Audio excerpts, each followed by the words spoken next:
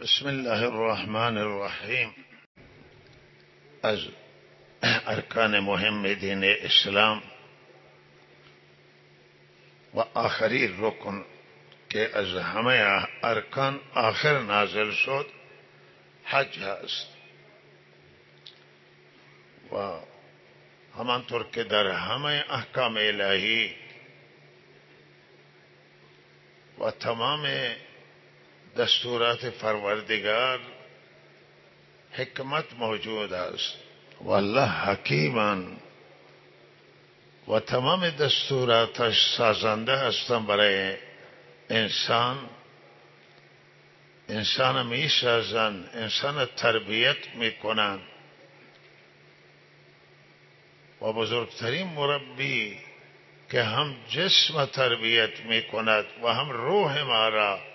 و انسانیت را تربیت می کند الله تعالی هستند. مربیان دنیا هرچه دارند از الله تعالی دارند و منبع همه خیر نزد پروردگار است. لہذا در حج الله تعالی یکی از ارکان مهم قرار دادند و این حج خیلی تربیت کننده است و در حج درسای بزرگ موجوده و در کل حج هدایت هست برای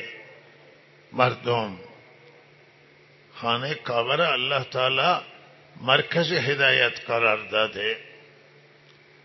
و همه از این هدایت جهانیان بهره‌مند میشوند، مخصوصا کسانی که به حج میروند و از نزدیک خانه کعبه را مشاهده میکنند و حج یا عمره انجام میدهند. لہذا اینجا برایشون خیلی برکات داره، خیلی خیر وجود داره و آنجا الله تعالی دربار بزرگ و عبادتگاه عظیم قرار داده که هیچ جای در دنیا چنان عبادتگاه بزرگ وجود نداره و فرموده اولی خانه که برای عبادت پایه گذاری شده و اساس گذاری شده است برای نفع مردم، منافع جهانیان، خانه کعبه است و بیت الله الحرام. و این از عنایات بزرگ الله تعالی و الطاف عظیم که این دربار قرار داده و همه را به همه فراخوان داده است که به حج بیت الله بیایید، به زیارت بیت الله بیایید. و مردم فرموده که سوار و پیاده این هم میآیند. ابراهیم فرمود شما اعلام کن به حج و وقتی شما اعلام کردید مردم سوار و پیاده از راههای دور و نزدیک به حج سرازیر می شود. اخلاص برمیدارند، للهیت که بالاترین توشه و بزرگترین توشه انسان در سفر حج تقواست که انسان در مسیر پرهیزگاری حرکت کنه، در جهت پرهیزگاری حرکت میکنه و پرهیزگاری را کاملا رعایت میکند با اخلاص و للهیت برای الله. انگیزه حاجی خدا طلبی، خدا جویی و طلب رضامندی الله تعالی هست. و حجاج همه در حال اونهایی که بیشتر متوجهند و میدانند با ندامت و با پشیمانی از ضایع کردن عمر و از تقصیرات، از کوتاهی، از گناه به آنجا جمع می شوند و فراخوان ابراهیم علیه السلام را که به دستور الله تعالی انجام گرفت اجابت میکنند. دستور قرآن عظیم و شان که فرموده به حج بروید و حج انجام بدید، حج الله بر سر شما فرض گردانیده. کسانی که توانایی دارند، کسانی که قدرت مالی دارند، راه برایشون امنه، میتوانند به راحتی بروند، مشکلاتی ندارند، بر سرون حج لازمه. و این الله تعالی فرض قرار داده است و ضروری قرار داده برای افراد توانگر و افراد متمکن. و این عبادت عظیم و بزرگی است. از همه جهان الله تعالی این فراخانه برای کل دنیا داده و از همه دنیا، چهار طرف دنیا مردم سرازیر این ایام، سرازیر خانه کعبه، ایام حج که در روزهای خاص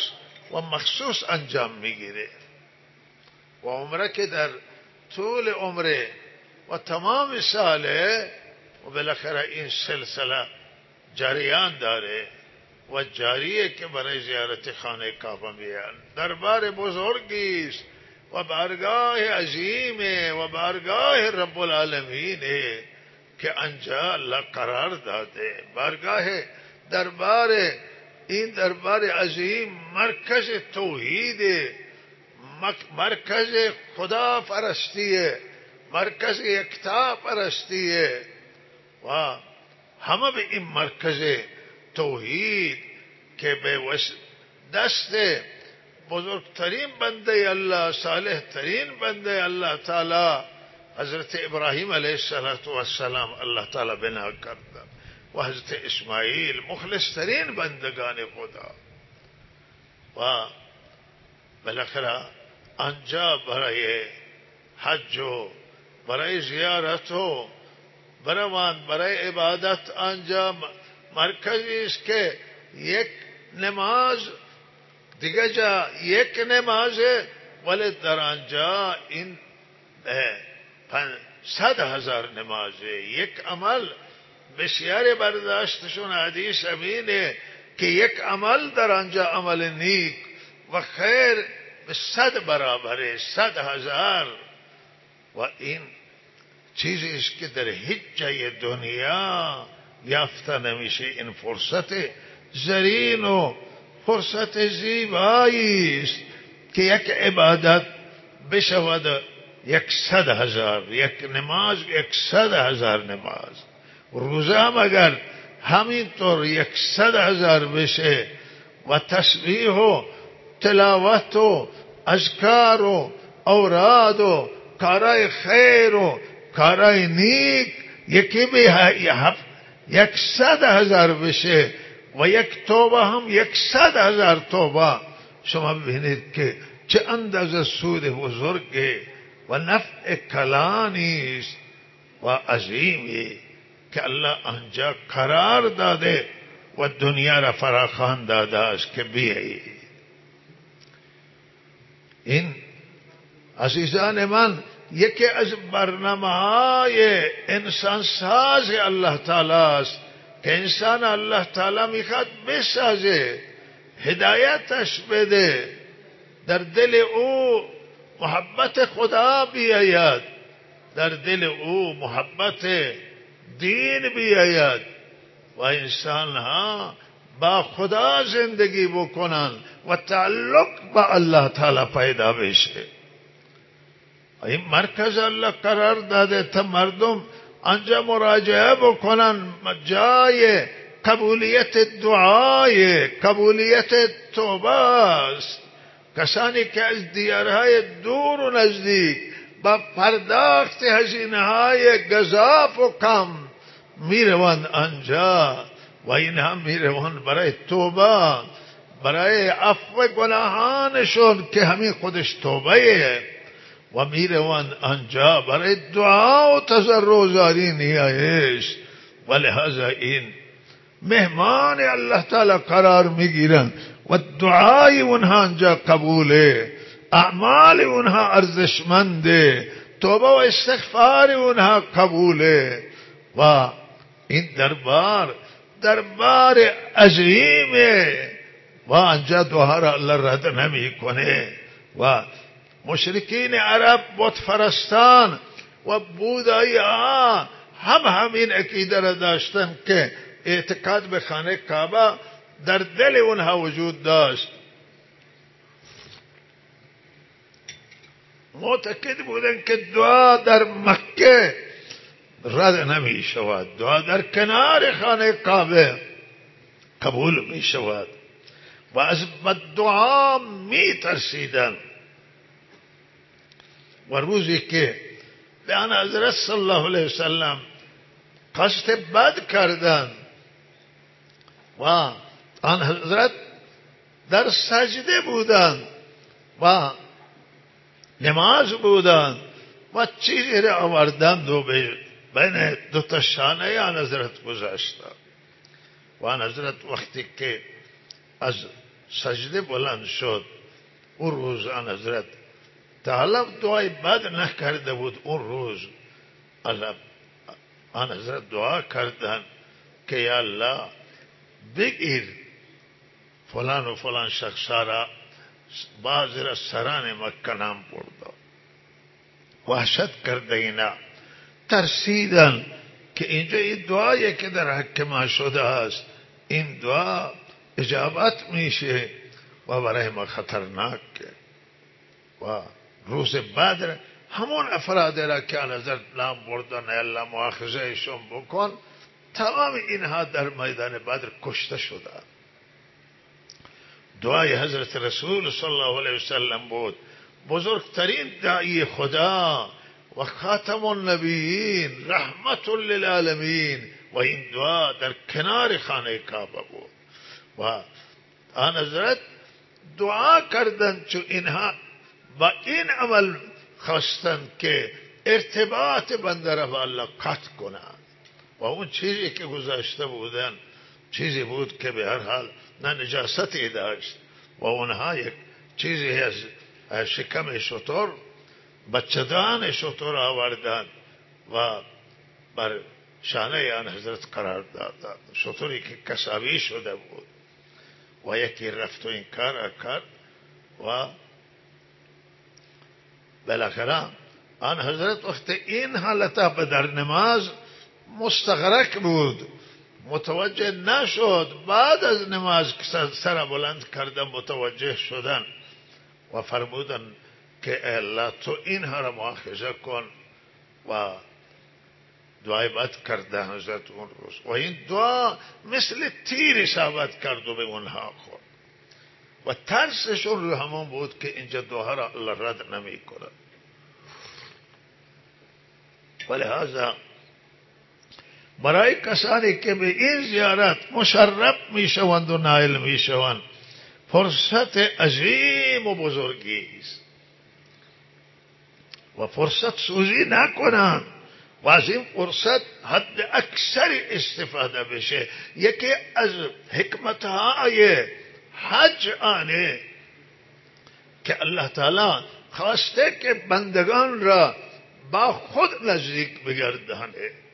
جایی را الله قرار بده که بنده آنجا بیاید برای ملاقات خدا به دربار الله تعالی بیاید و این ملاقات به صورت حضوری ظاهر و دیدن اصل نمیشه، چرا که بنده چشم دیدن الله را نداره و هیچ چشم و بینایی نمیتونه خدا را ببینه، بلکه انجا ملاقات پروردگار و دیدار و بینایی باطن و قلب که قلب متوجه الله بشه و به سوی خدا توجه کنه و الله خواسته بندگان را آنجا یکسو بکنه با خداش و بنده که جای خود داشت هزار سویه و صدها سو داره و دهها سو داره و بیشتر سوهای او به دنیا و معاش و زندگی و گرفتاری متوجه. الله خواسته که آنجا بنده را یکسو بگردانه، دیگه بنده از همه تعلقات قطع کنه و تعلق مع الله برقرار بشه و توجه الی الله حاصل بشود. ولهذا عزیزان من این چیز مهم که الله میخواهد و الله را خوش میآید و خوشنود میشه، او خداخواهیه که در دل انسان موجوده. الله به سجده های طولانی و رکوع طولانی و قیام و ایستادن طولانی به کثرت طواف آن اندازه توجه نمی کند که دلهای بنده ها را نگاه می کند که توی دل چه داره. اگر دل خدا جوییه، خدا طلبیه، خدا خواهیه، این نزد الله بسیار پسندیده و محبوبه و الله این از بندگان میخواد. یک چیزی که انجام موجود عموما همینه که تمام این مردم دنیا که میآیند اکثر قاطعشون و شاید نزدیک به کلشون افرادی هستند که به خدا طلبی دارند، یبتغون فضلا من الله و رضوانا. این چیزی است که نزد الله پسند و محبوبه و صحابه رضوان الله تعالی مجمعین را این مطلب به مقام بالا رسون و صحابه را الله هم در تعریف اونا همین جمله را به کار برده که یبتغون فضلا من الله و رضوانا تراهم رکعا سجدا. میبینید در حالت رکوع صحابه کرام سجدن، به نماز دل دادن، به رکوع سجده دل دادن. برای چه سجده و رکوع و عبادت میکنه؟ یبتغون فضلا من الله و رضوانا. در رابطه با حجاج همین کلمه به کار رفته است که اینها طلب میکنن رضامندی الله را و خدا خواهی دارن در دل و هر دلی که در او خدا خواهیه، هر دلی که خدا طلبی موجوده، این دل ارزش داره و هر عبادتی که بر این مقصد انجام بگیره عبادت هم ارزشمند میشه. و حاجیه در لباسهای مختلف، در رنگهای مختلف، زبانهای مختلف، سخنان مختلف و سلیقه‌های مختلف یک چیز واحد حاجی دنبال میکنن که او رضامندی الله تعالی، طلب رضامندی الله، خدا خواهی را طلب میکنن. از حکمتهای بزرگ حج بیت الله الحرام آنه که الله این دربار قرار داده و فراخوان داده که خصوصا سالی یک مرتبه مردم اینجا تجمع بکنن تا از احوال دنیا خبر باشه، از احوال همه انسانیت، از حال یک دیگه خبر باشن مسلمانان و از حال همه انسانیت که به هر حال به کدام سو انسان ها می روند و بالاخره انسان ها وضعیت زندگیشون چطوره، کجا مظلوم موجوده، کجا انسان های گرفتار موجوده و انسان از انس و سروران گرامی همدردی در انسان ها، تأثرات نسبت به مظالمی که توی دنیا روا داشته میشه و تأثر از این مظلومانی که زیر ظلمن. و لحاظا این محل بیداری خانه کعبه، مردم جمع بشوند تا بیدار بشوند که در دنیا چه میگذره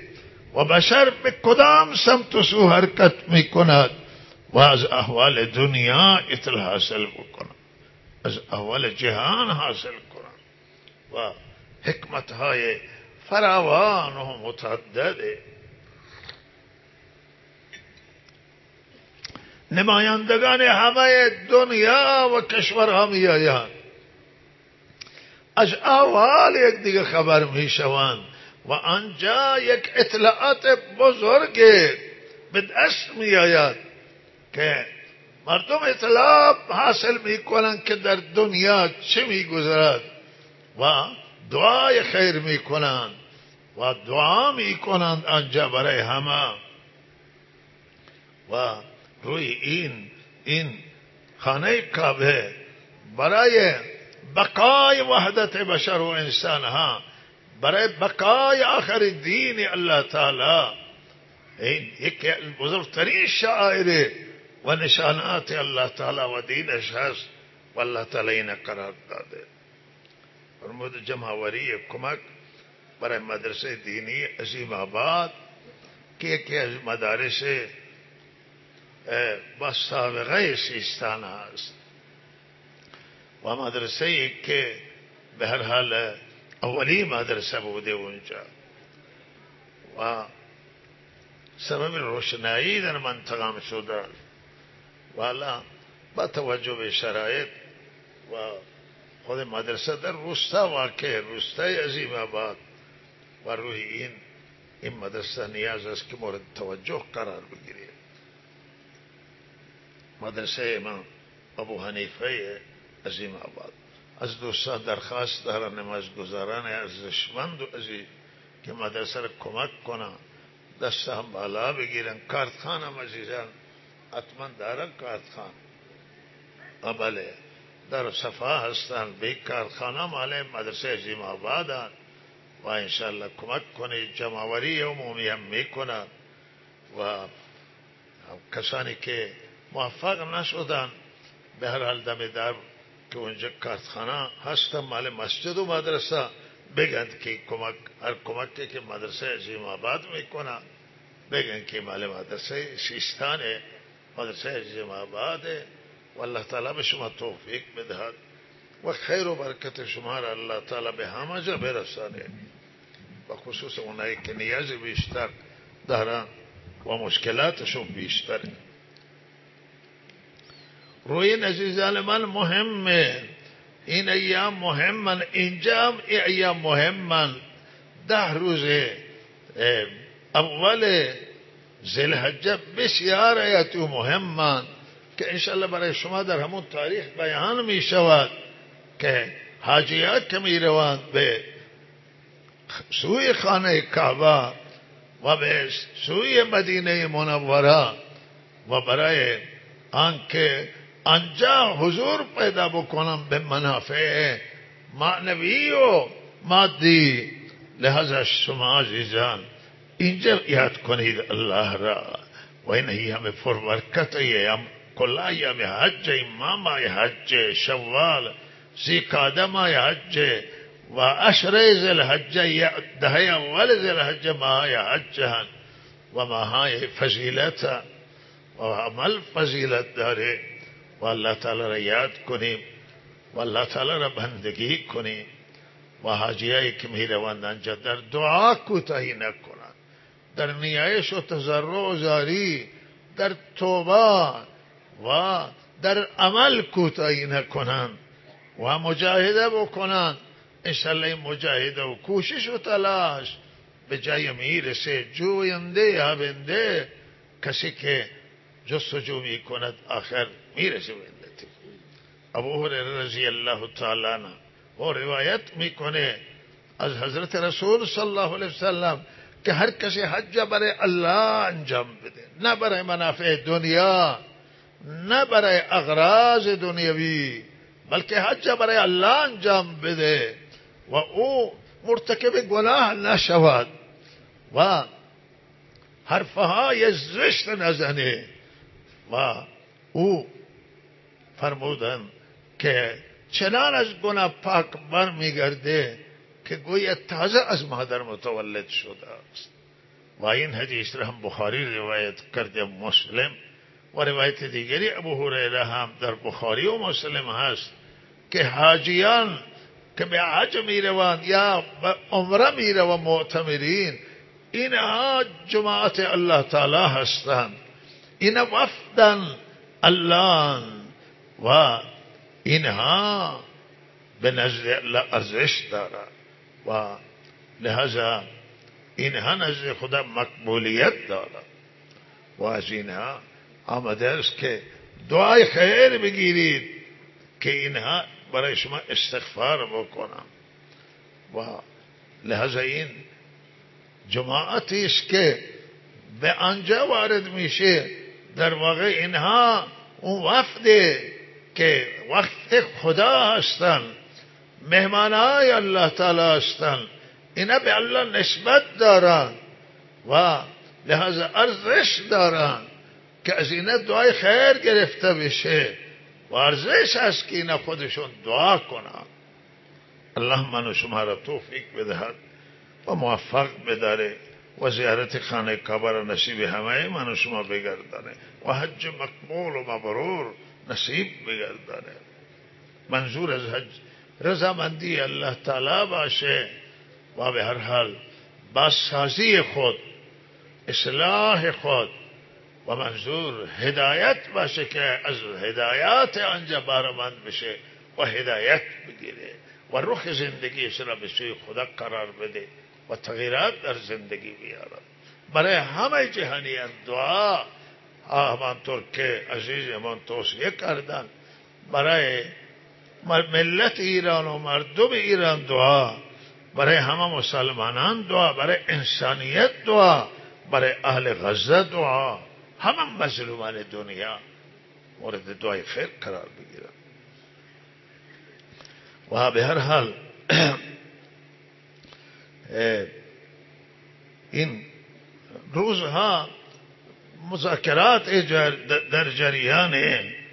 و طرف مقابل مرتباً پیام میده که به من توافق کنید و با ما مصالحه کنید و شرایطی که در خاورمیانه جریان داره به هر حال شرایط صلح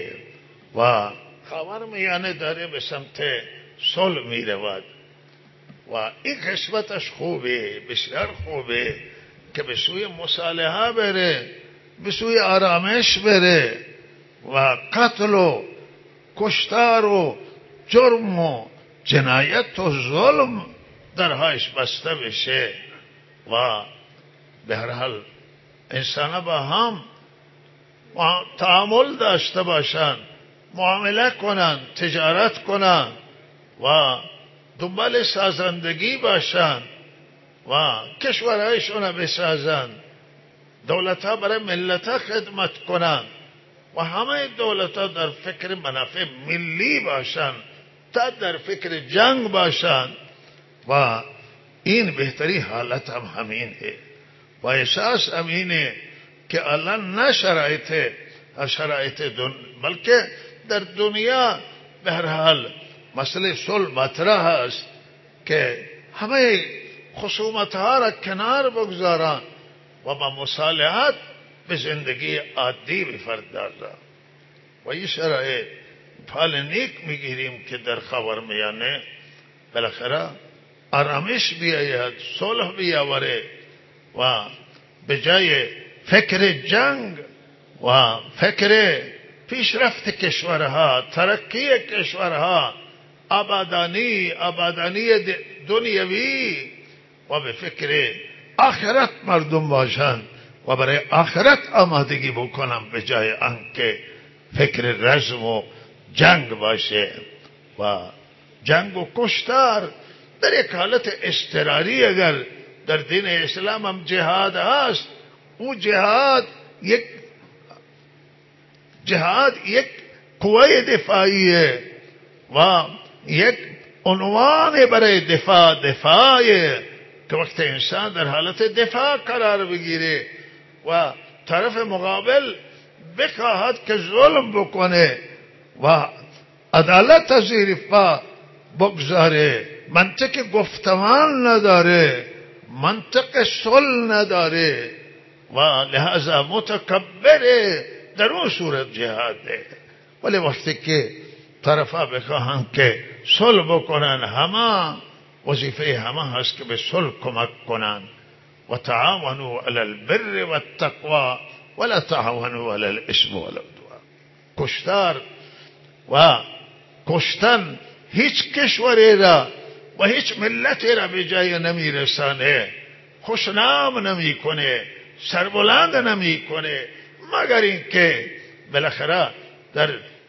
کشورش مورد اشغال قرار بگیره و سرزمینش مورد اشغال قرار بگیره، خانه‌اش را اشغال کنند و کسی مجبور بشه، در حالت مجبوری دفاعی قرار بگیره، انسان میتونه که از خود و حیثیت خود و دین و دنیای خود دفاع بکند. ولهذا بهترین حالت صلح. شما ببینید الان اسرائیل که بالاخره منطق مصالحه متاسفانه در دولت اسرائیل وجود نداره و منطق گفتگو وجود نداره و بالاخره جنگ ادامه میده و بیش از 50,000 فلسطینی را کشته و شهر ویران کرده. شما خیال میکنه که اسرائیل برد کرده، کسی خیال نه، اسرائیل با این کار بدنام میشه. اینا تمام طرفداران اسرائیل و حامیان اسرائیل الان بدبینن. اروپا از اسرائیل بدبین شده، امریکایی ها بدبینن، ناراحتن که نخست وزیر اسرائیل قبول نمیکنه، به جنگ بند نمیکنه و جنگ ادامه میده و لحظه این امتیاز نیست و کسی که آدم بکشه، زن و بچه ها را بزنه و نابود بکنه، این امتیاز نیست، این سربلندی نیست، خون ریزی نفرت انگیزی از هر کس باشه. مسلمانی خون ریزی بکنه و مردم بکشه و غیر مسلمانی بکنه، یهودی، نصارای، مسیحی و مسلمان یهودی، هر کس دست به خون ریزی بزنه و آدم بکشه، عملش نفرت انگیزه و از او همه تنفر میکنن و خوشنامی نداره. و لحاظا به جای آدم کشی و ویران کردن زندگی دیگران مهمه که صلح انجام بگیره، گفتگو. راه جنگ راه حل نیست، جنگ ویرانگره و تباهی و ضایعات داره، بلکه آنچه که راه حل گفتگو هست. کسی را که خدا عقل داده، منطق داده، چرا گفتگو نکنه؟ چرا به جنگ متوسل بشه؟ و روی این الحمدلله شرایط گفتگو فراهمه و توصیه ما هم به مسئولان همینه که این شرایط غنیمت بدانن و این شرایط خوبی که پیش آمده و با گفتگو بالاخره در صلح مسئله حل. در صلح حتما باید یک چیزی بدیم و بده انسان و تا بتونه اطمینان جهانیان حاصل بکنه و جهانیان هم مطمئن باشند. باید از یک چیزی گذشت کرد، باید یک چیزی داد و هم یک چیزی آدم میگیره. برای شرایط صلح معنی همینه، یک چیزی بده، یک چیزی بگیر و نه اینکه آدم بگه که پارا به یک کفش بکنه که من باید فلان کار فلان مثلا یک شرط بگذاری که من این کنار نمیایم. نه، کنار بیایی. خود حضرت رسول صلی الله علیه وسلم چگونه کنار آمده در صلح حدیبیه و شرایط دشمن پذیرفت و سرسختی در این باره نشود که الله شرایط بسیار سختی در کل خاورمیانه و در ایران سختری شرایط زندگیه. الان برق که در قطع می شود و چه اندازه ضربه به کشور وارد میشه، به اقتصاد کشور، به فرهنگ کشور و به تمام بخشها، به کشاورزی، دامداری، کل ضربه میزنه. وقتی که برق قطع در ادارات هیچ کاری نمیشه کرد، نشستن اما و بالاخره که کی برق میآید و صاحبان کارخانات تعطیل میشوند و تمام مشکلات ایجاد میشه و برای کشور هزینه سنگین داره، برای ملت هزینه سنگین داره برق قطع میشه، آب قطع میشه، مشکلات آب است و همه اینها و این اقتصاد که الان بسیار مشکلات داره، همه اینها تقاضایشون همین خواسته که به هر حال به صلح چیز خوبی است، گفتگو مذاکره چیز خوبی و گفتگو بشه و مذاکره بشه و مشکلات از راه مصالحت آمیز حل بشه، به جنگ نکشه، چرا که جنگ بغیر از نقصان فایده هیچی نداره، ضرر و نقصان جانی و خسارات بزرگ زندگی و مالی دارد، برای همه تباهی داره. هیچ کسی هیچ طرف به جنگ فکر جنگ نباشه و تلاش برای جنگ نکنه. و توصیه به آنه که مهمترین سیاست برای هر کشور آنه، برای هر سیستم و نظام که به مردم رسیدگی بشه و مهمترین منافع ملی هست که منافع جمعه و منافع همه ملته و بزرگترین چیزی که باید در هر سیستمی باشه، اسلامی یا غیر اسلامی، به آن باید توجه بشود. منافع ملیه، منافع همه مردمه، عزت مردم و آبرو و حیثیت مردم و معیشت مردم، زندگی عموم و امنیت عام، سلامتی عام، تعلیم عام و اینها همه بالاخره از وظایف عدالت عمومی اجرا بشه و نگاه ها بلند بشن، نگاه ها قومی نباشن، نگاه ها مذهبی نباشن، بلکه نگاه فرا قومی، فرا مذهبی باشه و نگاه به همه ملت باشه. ملت مسلمانه و ملت غیر مسلمانه، همه ملتان، همه شهروند که کشور هستند و هر کشوری باید تمام شهروندانش را و حق شهروندی را به اونها بده و از امنیت اونها تحفظ بکنه، از سلامتی اونها، از آزادی اونها. و آزادی یک چیز بسیار حیاتی و مهمه که نه هر کسی باشه و آزادی همه را تامین بکنه و همه شهروندان آزادی خودشون داشته باشن، زنانان، مردانان و بالاخره هر طیفی هستن در عدالت مساوی باشن و همه در آزادی برابران و به هر حال نویسندگان، اهل کلام و همه بتوانه واقعیت ها را انعکاس بدن، انتقادای سازنده باشه که میتونه مایه رشد باشه و مایه ترقی باشه و ضعف ها را انتقاد میتونه برطرف بکنه.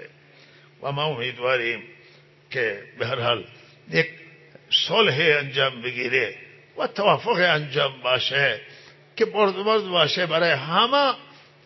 منافع همه را تامین بکنه، منافع ملی کشور ما را تامین بکنه، منفعت عام تامین بکنه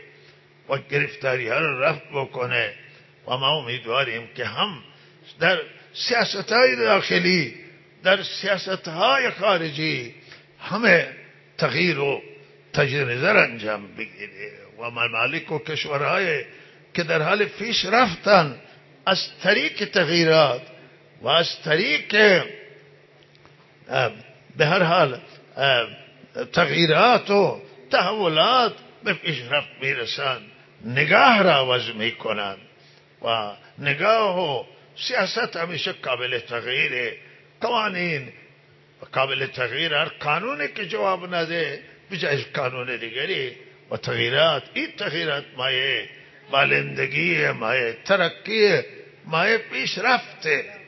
و الله تعالی عاقبت همه ما را به خیر بگرداند. مهم نکته مهم انسانیت و ما همه را توصیه میکنیم که هر کسی در هر جای از یک بالاخره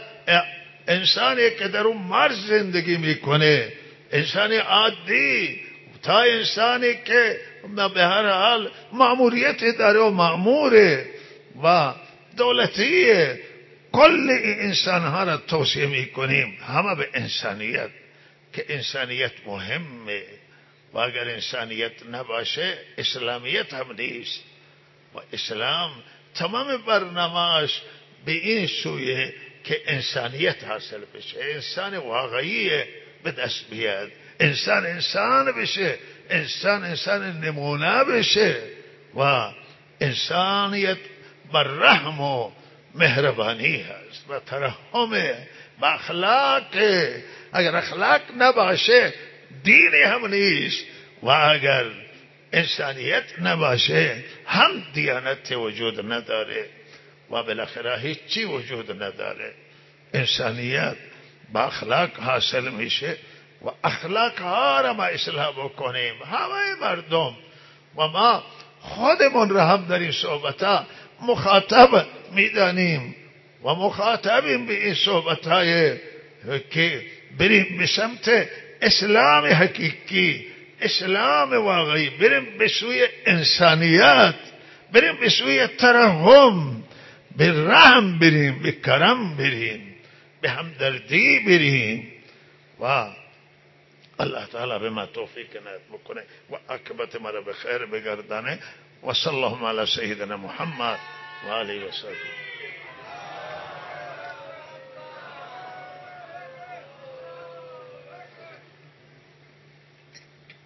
آخری عرض همیشه این بود که بهرحال الله تعالی با فضلش و با لطف و کرمش زمینه را امسال فراهم کرده که انشالله به سفر حج بریم و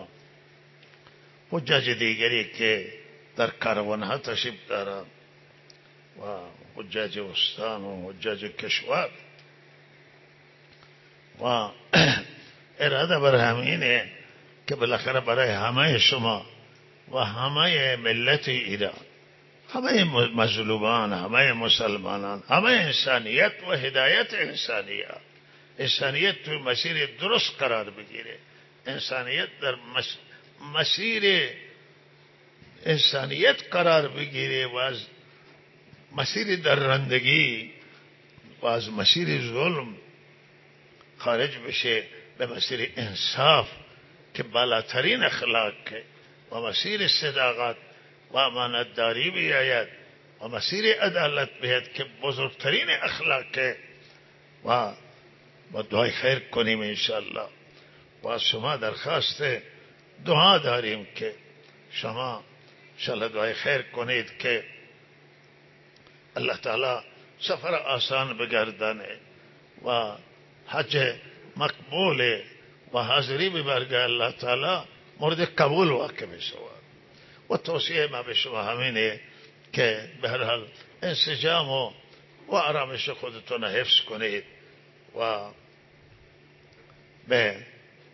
نمازها 5 وقت با جماعت ادا بکنید، نماز جمعه و عیدین نه با حضور فعال شرکت کنید و به توصیه ما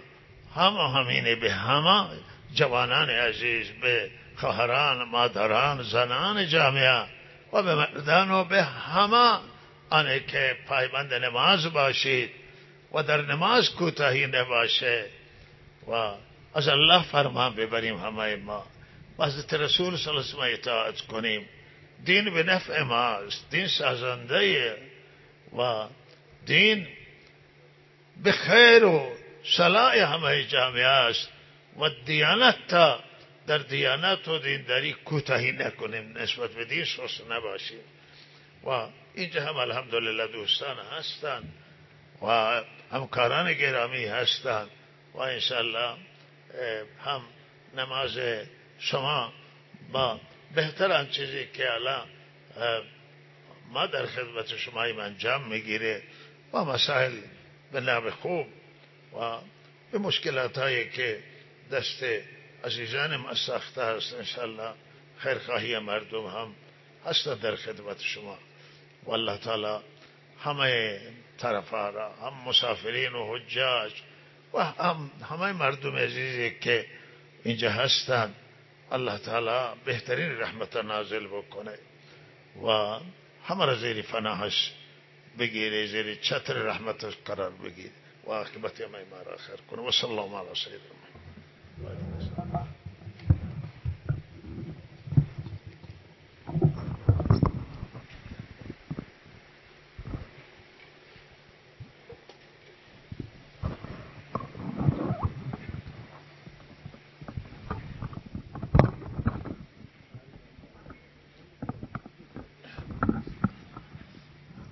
انشاءالله مولانا